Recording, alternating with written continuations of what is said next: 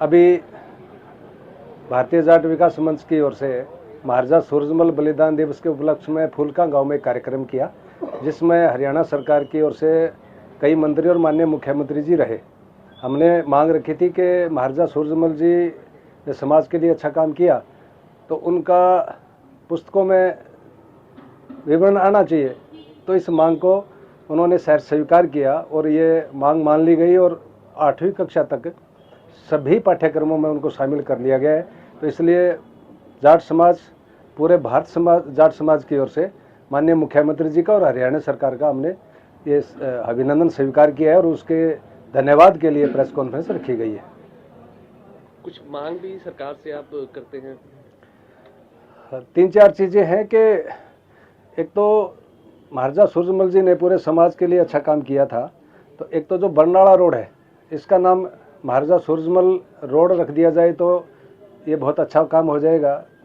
दूसरा, यहाँ कॉलेज के पास जो चौक बना है उसके पास खाली जगह पड़ी है, तो वहाँ एक स्मारक बन जाए बहुत अच्छा सा, तो बच्चों के लिए और सिरसा के लिए भी एक सौंदर्यीकरण हो जाएगा और शायद वो महान विभूति का एक सम्मान भी हो जाएगा। तो महाराजा सूरजमल का क्या इतिहास रहा है? उन्होंने 80 लड़ाइयाँ लड़ी, एक भी युद्ध हारे नहीं। उनकी राजधानी डीग रही। आज भी उनका महल है जो राजधानी का केंद्र रहा, वो अजयगढ़ के नाम से मशहूर है। मुगलों से टैक्स लेने वाले पहले भारतीय राजा थे और सरव समाज की कल्पना करी। चमार जाति से उनके कोषाध्यक्ष रहे और गुर्जर समाज से उनके सेनापति रहे। उनकी सैनियों की, गुर्जरों की ऐसी टुकड़ियाँ भी रही। तो उन्होंने ब्राह्मण की बेटी को बचाने के लिए दिल्ली पे चढ़ाई करी और मुगल साम्राज्य की नींव ध्वस्त करी। तो ऐसे बहुत अच्छे इंसान रहे वो। उनके जीवन का लक्ष्य भी सर्व समाज और समरस समाज की कल्पना रही। तो वर्तमान समय में समाज दाएं बाएं भटक रहा है और एक दूसरे के ऊपर छिटाकसी हो रही है, तो ऐसे महान व्यक्ति का चरित्र चित्रण होना बहुत ज़रूरी है। तो ऐसी शख्सियतों का जो आप पाठ्यक्रम में शामिल होती हैं, आगे आने वाली पीढ़ियों को पता चलता है, जानकारी मिलती है, फायदा मिलेगा?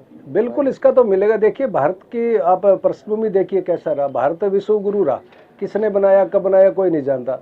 अब आप सिख समाज की बात करिए, आप भिन्न भिन्न जातियों के किसी भी महापुरुष के, आप कबीरदास जी को लीजिए, आप तुलसीदास जी को लीजिए, रैदास जी को लीजिए। मीराबाई राजपूताना परिवार में जन्म लेके और रैदास जी को अपना गुरु मानती है, तो ऐसी परंपरा रही है। तो ऐसी महान विभूतियों को तो आगे समाज को आगे लेके आना चाहिए ताकि समाज जुड़े और बढ़े और आगे बढ़े।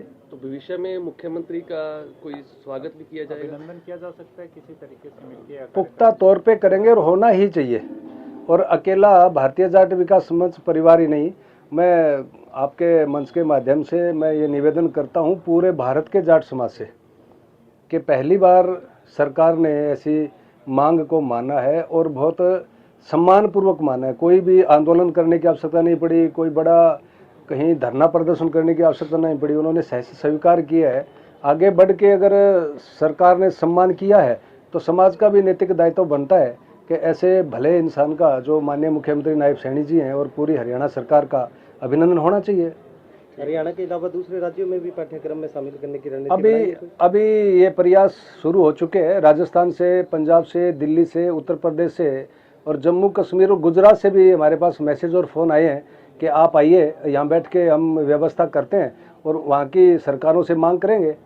तो ये तो पूरे भारत के अंदर जहाँ जहाँ समाज है और जहाँ जहाँ महाराजा सूरजमल जी का, कम से कम हम ये निवेदन तो ज़रूर करेंगे, जहाँ जहाँ महाराजा सूरजमल जी का राज्य रहा, और आज बिहार से लेके और हरियाणा और राजस्थान और दिल्ली, तो ऐसे सभी क्षेत्रों में तो उनका नाम आना ही चाहिए।